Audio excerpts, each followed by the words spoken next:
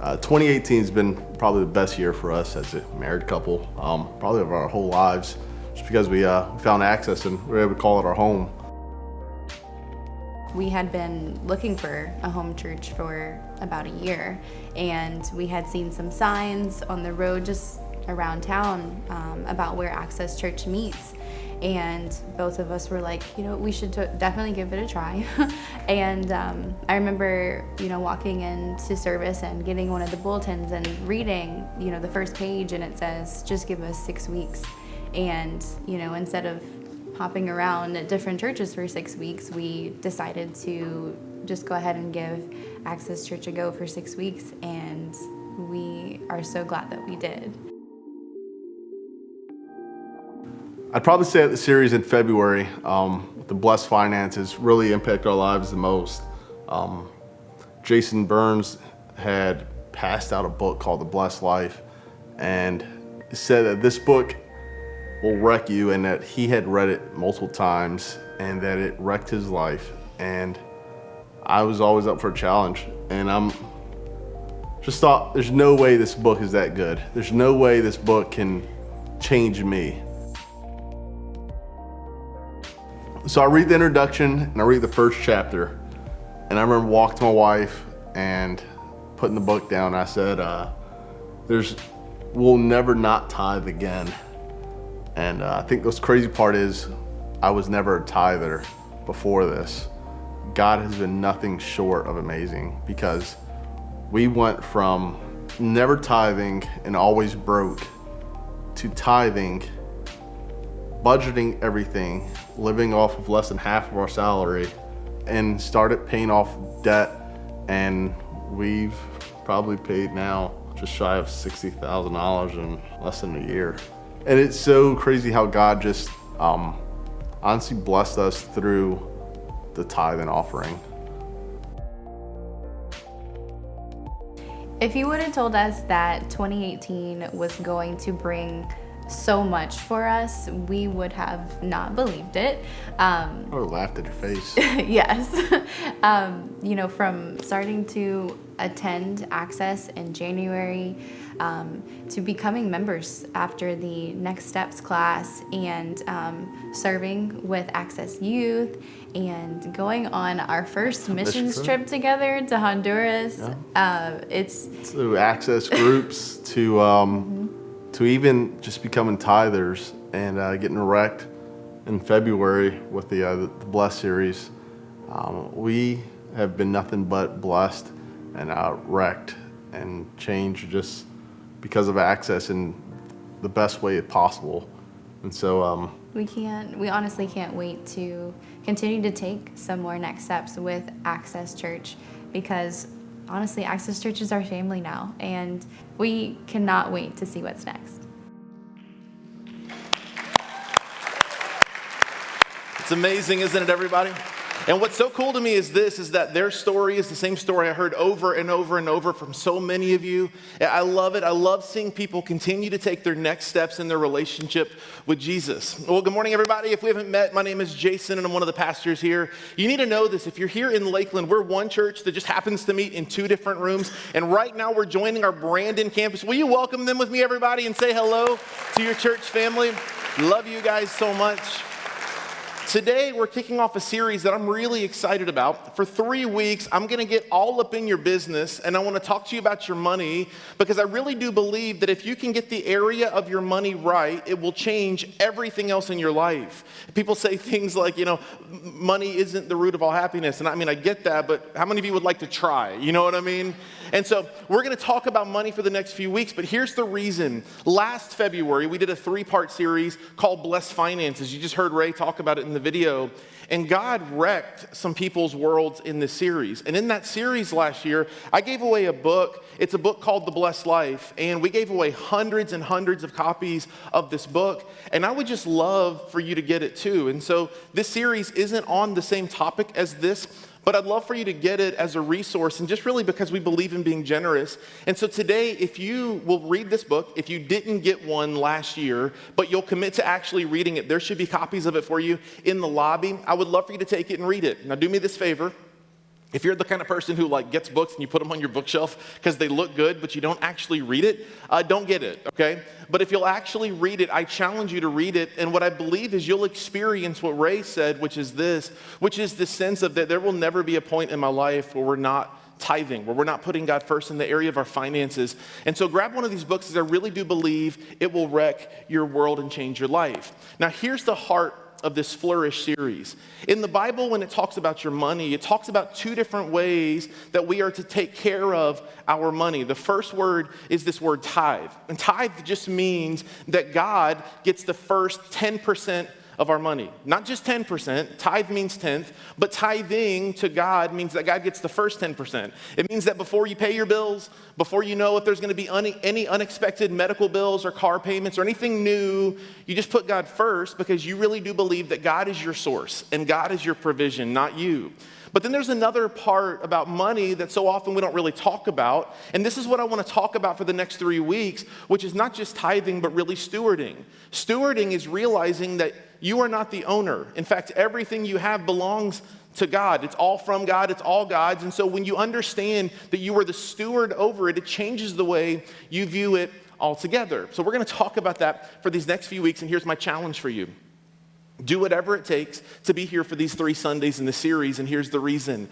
I really do believe that if you can get this area of your money right, if you can change your heart towards the way you view your money, it will literally change everything. Now, in the past, when I would do money series, I would always explain things, and I'd always like apologize to the guests, like, we don't talk about money here that much, so please come back next week. Look, that's a wrong mentality that I need to apologize to you for. You see, I really do believe that giving is the best way to live. Being generous is the best way to live. And so when you get a hold of this and you really begin to understand that giving is a blessing, it changes your whole perspective on everything. Now, if I were to ask you to make a list of all the areas in your life where you would love to feel blessed, you would certainly write things like your health, your relationships. If you're in school, you might write your schooling. But all of us, every single one of us, would write our finances, because wouldn't it be amazing to feel blessed? A few months ago, I was at an ATM and I was getting some cash out, and whoever the person was in front of me at the ATM had left their receipt. And so I just pulled it out, and while I was typing in my numbers, I glanced at it, and it showed the current balance. The balance had 2 commas in it. It was $12,738,000. And after that, I stopped paying attention, right? $12 million. And that night, I remember I was trying to fall asleep and I was having a hard time falling asleep. And so I started playing this game. What would I do if I had $12,738,000 in my bank account? And this was a really fun game to play. Have you ever played this game before? Like, if you were to win the lottery, what would you do? First of all, buy your church a building already. That's what I'm talking about, But what would you do if you had the money? There's all kinds of fun things we would do. We'd maybe upgrade certain things in our life, get a different car, a different house. We would just do some stuff, right? And hopefully there would be some generosity built in to that money. But can I tell you one of the things that would just be so fun about it? Is the financial peace that would rule your heart as a result of that. Wouldn't that be great? This whole government shutdown thing that happened over the last month or so, it revealed this truth that 55% of Americans that make less than $100,000 a year as a household income, 55% live paycheck to paycheck. Well, that's a really stressful way to live, isn't it? And some of you are like, yes, it is. I know, like you're elbowing your spouse, right? It's just a really stressful way to live. And how great would it be to be able to live with that sense of peace in your heart that God's got it and that you're taken care of? I think that you would feel this sense of joy that just emanates from your soul. Now, in the book of Psalm, David is writing, and he uses this word that we're talking about today, this word flourish. And here's my hope, that over these next few weeks, you just really understand what it means for you to flourish in your finances. Let me explain it. Psalm 92, David says this: the righteous, those who are in right standing with God, will flourish like a palm tree. They will grow like a cedar of Lebanon, this tree that was seen as one of the most beautiful, exquisite trees in the ancient Near East. They're planted in the house of the Lord. They will flourish in the courts of our God. This word flourish is a fascinating word. In Hebrew, it's the word parak, which literally means this. Flourish means to break forth or to blossom. How many of you would love, just be honest, for your finances to break forth, for the season to be a breakout season for you financially, especially in the area of peace. This sense that you could break forth, that you no longer have to just live with that stronghold around your heart of feeling fear and anxiety and worry when it comes to your money, but instead to flourish, to feel peace, to break out of all those cycles of anxiety and depression and struggle. That would be amazing, wouldn't it? So for these next few weeks, I want to talk to you about what it means to flourish when it comes to our finances. Now to do this, I want you to understand the whole Bible talks about your money. Some people are like, well, the church shouldn't get in my business and the church shouldn't talk about my money. That's fine. Just read the Bible, because the Bible talks extraordinarily about your money. And I love this verse. This is found in the Message translation of the Bible. It's in the book of Proverbs 11. It says, the world of the generous gets larger and larger, but the world of the stingy gets smaller and smaller. Now, I've experienced this, and I've seen this to be true, that when you're generous, it's like God continues to open doors for you, and yet when you try to hold on to control, what happens? Your world gets smaller and smaller as a result. The same verse in the New King James translation reads like this. It says, there is one who scatters, yet increases more. Now you understand this. The Bible was written to an agrarian culture. The world in which they lived was like often the food that you grew was the food that you got to eat. And so for these people, they understood that if you scatter more seeds, you're going to get a better harvest, right? There is one who scatters, yet increases more. And there is one who withholds more than is right, but it leads to what? Poverty. And then he says this, verse 25, the generous soul will be made rich. Listen to this language. And he who waters will also be watered himself. I really do believe that there is something important for us to understand when it comes to generosity. You see, when you become generous, your world gets bigger. When you become generous, God opens your heart to receive more. And here's the reason. God doesn't bless you. He doesn't bless you so that you can have more for you. He blesses you so that you can be a blessing to others. So the question I want to wrestle with this morning is two questions. The first one is this. It's what is the more for? Like when you have extra in your life, when God blesses you, what is that more for? Because if you buy into the lie that the extra is just for your consumption, it will completely devastate your soul. The world of the generous gets bigger and bigger. The world of the stingy gets smaller and smaller. So first question is, what is the extra? What is the more for? And the second question I want to wrestle with is who owns it all? Like this will help you settle some things in your heart. So the first thing I want to talk about is what is the more for? Now to understand this, we have to change our mentality about our money. Here's what Paul says. Now Paul is writing this letter to a pastor. A lot of times in the Bible, the letters that are written to churches. But in this letter we're going to read, Paul is writing to a pastor, a guy named Timothy, and he's giving him some instruction. So like if we were reading this, it's almost like instruction to me on behalf of you. Here's what he says in 1 Timothy 6. He says, command those who are rich. And maybe you're like, well, that's great. I'm excused. This has nothing to do with me, right? Command those who are rich, he says, he goes on to say this, who are rich in this present world, which implies that this world isn't all that there is, that maybe there's more to come. Command those who are rich in this present world not to be arrogant, nor to put their hope in wealth, which is so uncertain. And we know this is true. Because tomorrow everything can change. Tomorrow you can get the job or lose the job. Tomorrow the stock market can jump or it can implode on itself. He says, be careful, teach them, those who are rich, not to put their hope in money and in their wealth because it's so uncertain. He goes on, but to put their hope in God who richly provides us with everything for our enjoyment. Now this phrase is so important to me because what you need to understand is God is totally comfortable with you enjoying your life. There are whole branches of theology that teach that you should live poor so you can give absolutely everything away. But that's just a really devastating way to view God. God is a good father who loves you, who wants you to enjoy this life. He wants you to enjoy. So take the vacation and enjoy your financial blessings. But just understand that everything you have, the more isn't always for you. He goes on, verse 18, to say this, command them to do good, to be rich in good deeds, and to be generous and willing to share. And then he says, in this way, they will lay up treasures for themselves as a firm foundation for the coming age. There's that kind of language again. And here's the real kicker. So that they may take hold of the life that is truly life. Like so that they can experience the best possible way of living. And if I were to ask you, when it comes to your finances, would you say you're truly living? Chances are you probably would say, I don't really know. Like I'm scraping by. I'm making ends meet. Like I'm hustling as hard as I can, but I'm just kind of getting by. And God invites us to experience the kind of life that is truly life. Now, the way that verse started that we read, Paul commands me, he says, command those who are rich in this present age. And if you're like me, you're like, rich? Like I'm trying to afford lunch, you know what I mean? Much less rich. Some years ago, Gallup, who's this national polling agency, did this study, and they asked thousands of Americans, what is the dollar amount that you would need to earn as a family to feel rich? And when they studied all these results, the results came back with rich is $150,000 a year.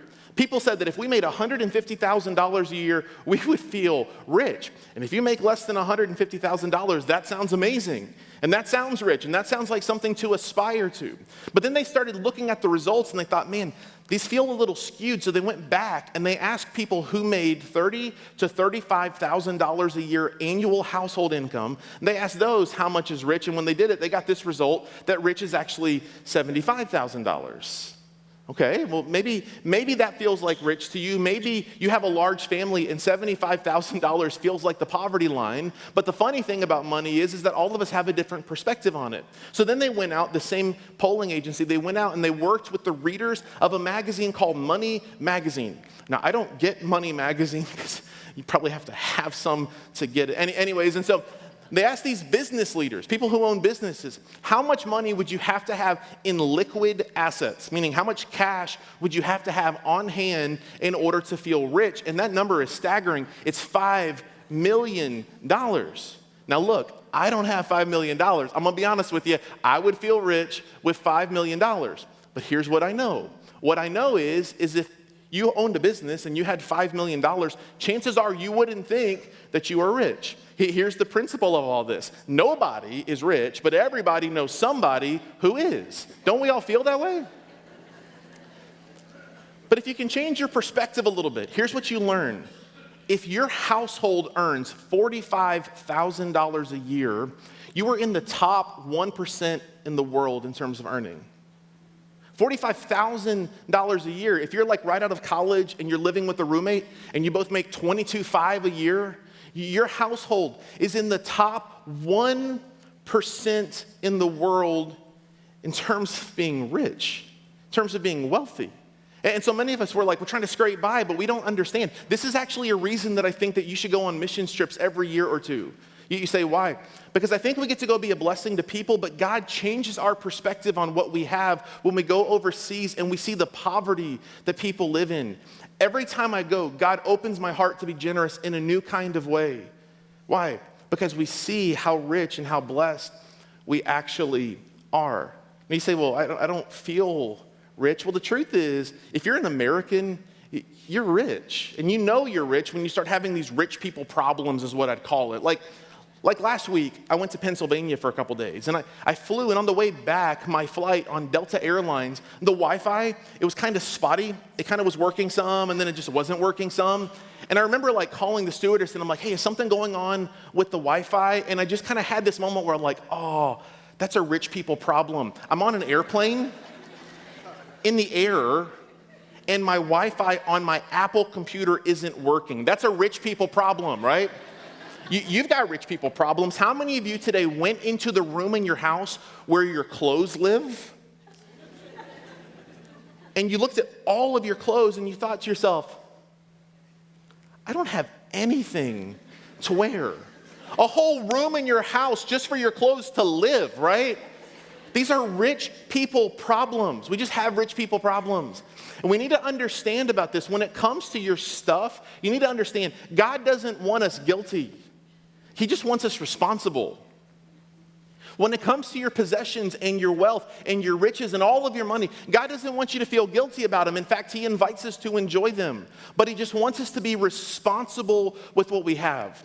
Now, this is a challenge to us as Americans, and here's the reason. You would think that if you earned a lot more money, you would just get more generous, don't you? And you would actually think That if your salary tomorrow doubled, your boss calls you in and says, you've been crushing it this year and we're doubling your salary, you might think to yourself, I'm going to be the most generous person that I know. But statistically, it isn't true. In fact, the more a person makes, statistically, the less that they give.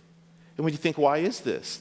You may not think about this much, but the less a person makes, the poorer that a person is, the more they give. Poorer people are actually the most generous people in our country. Why do you think that is? Because their only hope is actually to trust God. What happens when you have more is you think the more is for me, and you consume all of it. It all comes around to be about you. So what would it look like if all of us just made this decision that we are going to be the most intentionally generous people? So in this series, I want to teach you both how to be generous and then how to manage what God has given you. That this is like two wheels on a bicycle. You need them both, and you need them both properly inflated to experience the best possible ride. And I'm just trying to explain this to you. If you get one without the other, it's going to be a really, really difficult life for you. Now, here's what I believe. I believe we're rich. I could give you more examples of how we have rich people problems, but we are rich. And what I believe is when God gives us much, he expects much of us. Look what Jesus says in Luke chapter 12. He says, when someone has been given much, much will be required in return. And when someone has been entrusted with much, even more will be required. Look, I believe that God has blessed us. I'll speak for myself. I believe that God has blessed me. And as a result, my response needs to be this, that every time I step into the blessing of God, I need to continue to turn the dial of generosity in my heart. So here's my hope. As a church, we say our mission is we help people take the next step in their relationship with Jesus. My hope is that today you leave and you make this decision to turn the dial in your life when it comes to your generosity. If you're here and you're not a giver at all, start somewhere. If you're here and you're what I would call a tipper, you kind of give God a little bit here and there, or you wait until the end of the month to see if there's anything left over, I challenge you to take the next leap and to trust God through tithing. Some of you have been tithers your whole life. Can I tell you a revelation I had many years ago? I've been tithing as far back as I can remember. Tithing means giving God 1/10. So if I earned $10, I would just bring $1 to church. I always did it. But there's almost nothing else in my life that I do the same as when I was 9 years old, now that I'm an adult. And so I've been saying, God, if you've blessed me, I'm going to continue to be the most generous person that I know. Why? Because you're my source, not me. You're my provision, not me. In the last series we did last year, Blessed Finances, one of the promises that comes with tithing is that when you tithe, God blesses the rest of it. And I've said this before. I challenge you to learn to live on 90% that's blessed, and here's what you'll experience. God will do more with your 90% than you could ever do holding on to 100% for yourself. He just will. Beyond that, I really believe that generosity and giving, serving God in this way, becomes the wildest ride of your life. Now, let me kind of give you one disclaimer and tell you a story. I have to be really careful telling you my giving stories, and my reason is I don't want you to turn God into some cosmic slot machine. What I mean by that is like you give something and pull the lever and come on, bless me, bless me, bless me. But I've just experienced the blessing of God. Here's one really true story that is really fun to me. Last year, when we gave away the copies of the book, The Blessed Life, I said to you that my wife and I personally bought all the copies that we gave away. Do the math, look around. Whatever number times about $10 per book, that adds up really fast and it gets really, really expensive. In fact, the third week I made a joke that if you didn't get one, go to Amazon because your boy is broke, right? The Monday after that, literally the next day, I go to my mailbox, and you may not know this about me, but I pastor our church, and I own a company that does printing for churches and nonprofits around the country. The next day after the series, we've given away thousands of dollars of books. I go out to my mailbox, and in my mailbox is a letter from one of the vendors that we use at my printing company, and it says this. It says, we've started a new rebate program, and we're doing it to our top 20 customers as a trial period, and then after this, we'll open it up to everyone. And so here's a rebate check from your sales from the first half of this year. So I pull it up and look. Okay, you're not going to believe me. It was the exact amount that Liz and I spent on giving the books because we really believe that God told us to do it. I just kind of imagine God's in heaven like, ha ha, sucker, right? I've got 1,000 stories like that. I'm not exaggerating when I say I've got thousands of stories like that of me just trusting God and God providing in ways that I can't even begin to explain to you. But I don't want to turn God into some sort of a game for you. I just want to challenge you, trust him, and see if he's not faithful. Now, in the book of 2 Corinthians, Paul says it like this. He says, you'll be made rich in every way. Then you can always give freely. You can always live open-handed. You don't have to live holding on to everything you've got, but you can live open-handed. And here's the reason. He says, we will take your many gifts to the people who need them, like we're going to be a blessing, and they will give thanks to God. Here's the principle. You need to understand.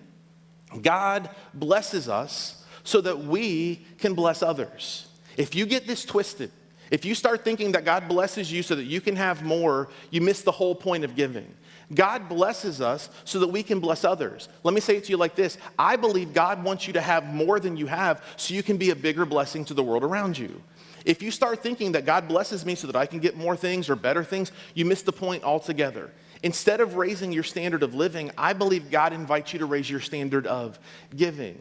God blesses us so that we can bless others. That's the point.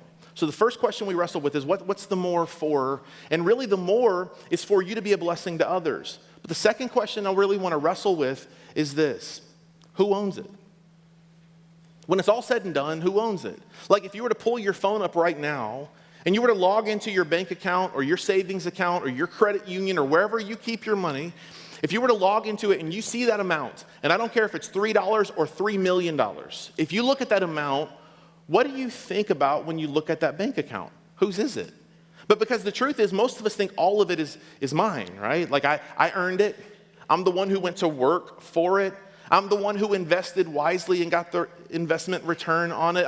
It's mine, right? I think it's all mine. But what you need to understand is, if you can settle this issue of who owns it, it will change the way you hold on to and freely give when it comes to your money. The first point is this, is that when it comes to who owns it, it all belongs to God. Literally, everything you have belongs to God. And I can take this farther. This isn't just your money. This is your health and your energy. This is your physical body. This is your time and the way that you use it to bless and serve other people. Everything you have, all of it belongs to God. Check this out. He invites you to manage it for him. We're going to talk about this next week. That's what stewarding is. It's managing the assets of someone else. It all belongs to God. Now, fun story. When my wife and I were freshmen in college, before we had even met each other, there was this event at my college. It was some sort of a junior, senior prom, dance, banquet, something. And so I was a freshman. My wife, before I ever met her, she was a freshman in college. And my wife said that a bunch of her friends, that they had made a decision and they'd gotten dates and they were going to go to this junior senior event, but she wasn't going to go on a date. And so a lot of her friends were going out. So she's like, I'm not staying here tonight. And so she looked around to see who was available, and she had a mutual friend with this guy named, I'm not going to tell you his name. And so my luck is he's here today. And she's like, she calls this guy and she's like, hey, I'm not doing anything tonight. I just don't want to stay in the dorm. You want to go see a movie or something? And the guy says, yeah, I'd love to go see a movie, but I'll just be honest, I don't have any money. Guys, you got to have some money, whatever. And so he says, I don't have any money. And Liz goes, fine, I've just got to get out. Let's just go and I'll pay. So she drives him to the movie in her car and uses her gas to take this guy to the movie. And they're waiting in line for the movie, and she's got a $20 bill. And the guy says, hey, do you mind if I hold the money and pay so it looks like it's mine?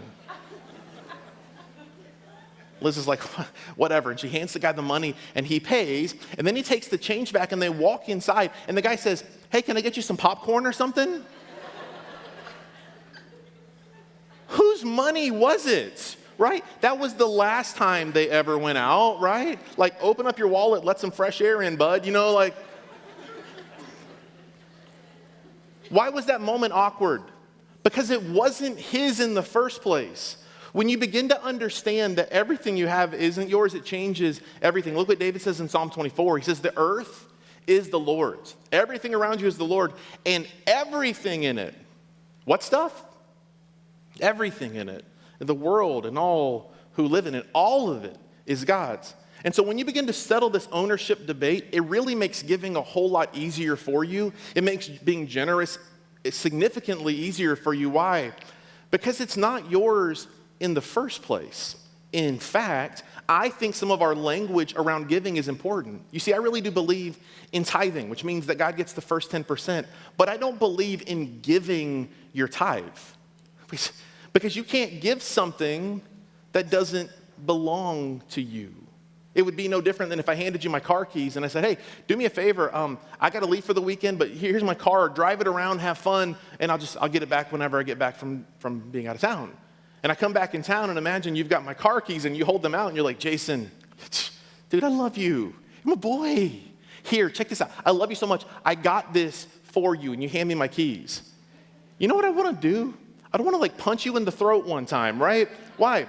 Because you can't give me something that is mine. All you can do is bring back to me what is already mine. This is what tithing is. It's bringing back to God what he has given you to manage, but it was never yours. Number one is it all belongs to God.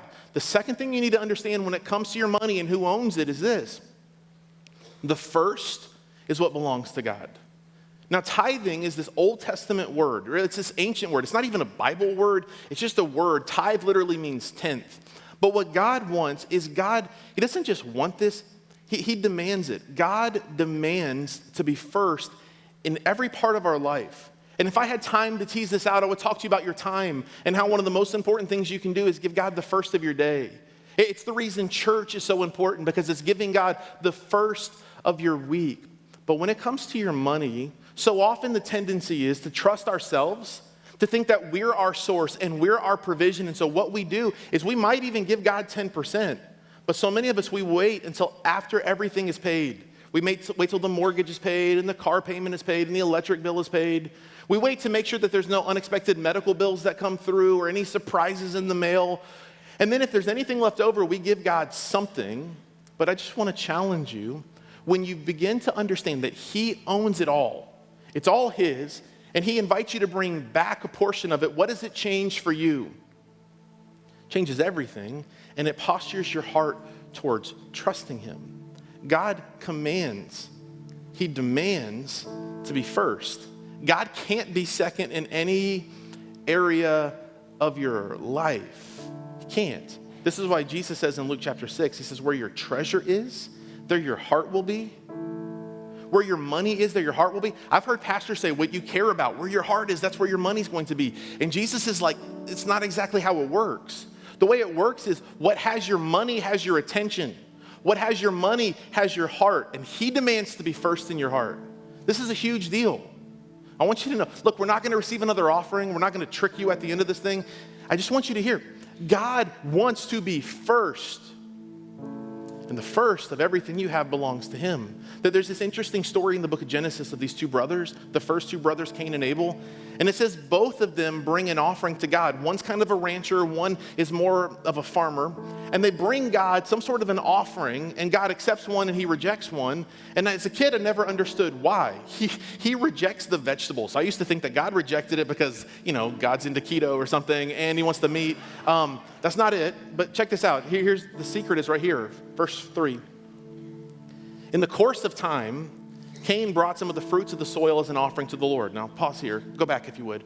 The course of time literally means this. It's kind of like after he had taken what he needed for himself, after he had picked all the best stuff for him, in the course of time, when it was all taken care of, in the course of time, Cain, brought some of the fruits of the soil as an offering to the Lord. Verse 4 goes on to say this. And Abel, his brother, also brought an offering, fat portions from some of the what? Firstborn of his flock. He brought the first and the best as an offering to the Lord. And it says this, it says, the Lord looked with favor on Abel and his offering, verse 5, but on Cain and his offering, he did not look with favor. So Cain was very angry and his face was downcast. Why is this? Because God, from the beginning of time, has always insisted on being first. Like he's God. He's preeminent. Literally, nothing can be before him. So you want God to bless you and bless your finances? Put him first. You want God to bless every part of your life? Just put him first in every area of your life. He'll bless it. The third thing is this. Who owns it? The third thing is this. You need to understand that the tithe, it belongs to God. this word belongs is actually the most important word in the sentence because it's not yours. When you begin to see that God owns it all and he invites you to bring back a portion of what he has entrusted to you, when you understand that it all was his in the first place and you're just bringing back to him what he already gave you, when you see that he allows you to keep 90% for you, it changes everything. The book of Leviticus, this ancient book that's really honestly hard to read, says this is a tithe of everything. What stuff? Everything. Should I tithe on the net or the gross? Okay, a tithe of everything from the land, a tithe of everything, whether grain from the soil or fruit from the trees belongs to the Lord. It is holy to the Lord. It belongs to God. Let me say it to you like this. When it comes to tithing, you have two options when it comes to your money. You can bring it back to God, okay? Or you can steal it, and there's no middle ground. People think things like, well, I'm just leaving it in my bank account, and I'll give it later. Okay, it's indirect stealing.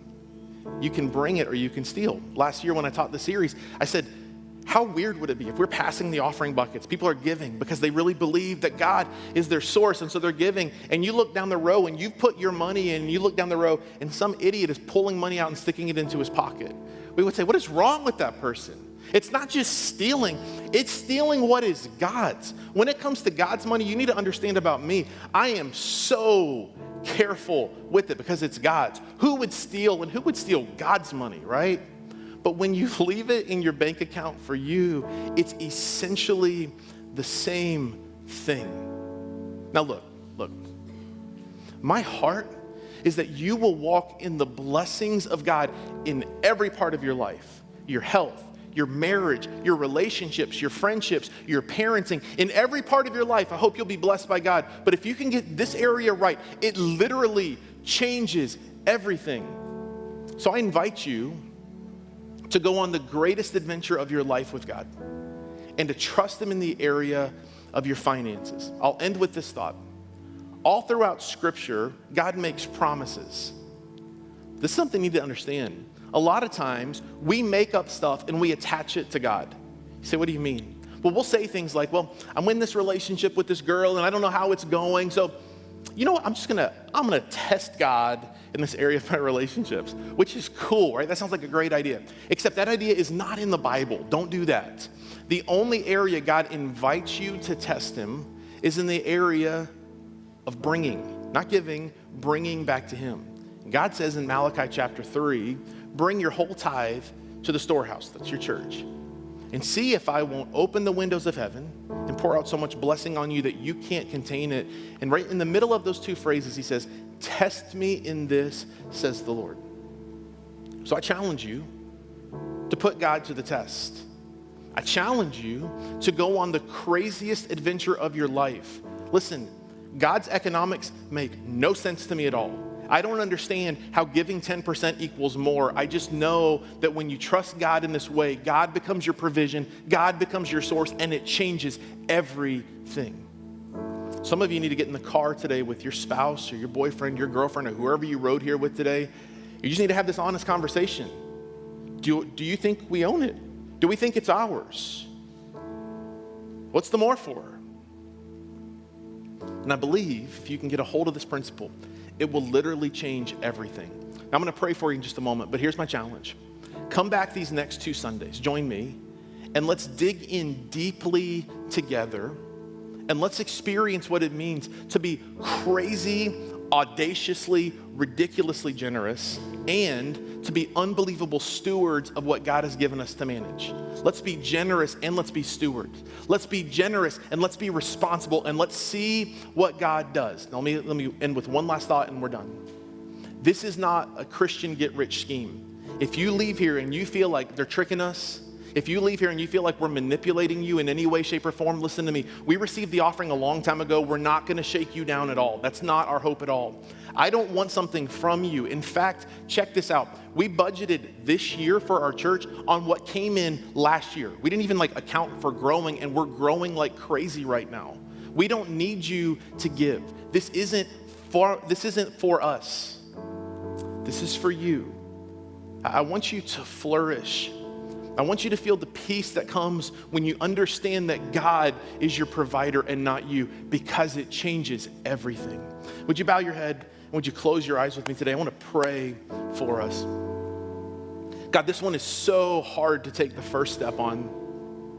It's really easy to say we trust you with our life, but really when it comes to our money, sometimes our money has a hold of our hearts. God, for those of us who are materialistic, for those of us who are greedy, we invite you to break that stronghold in our hearts. Help us to understand what the more is for.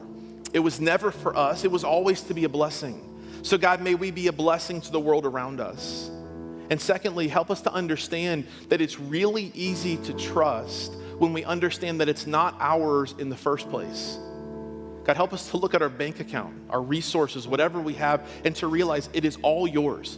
It all came from you. It is all a blessing from you, and that you invite us to steward and to be bringers and to bring back to you a portion of what you've given us. God, I pray that this church will go on the most exciting adventure of their life, which is to trust you in the area of their finances, knowing that you're our provider, you're our source. So we lean in and we trust you. In Jesus' name.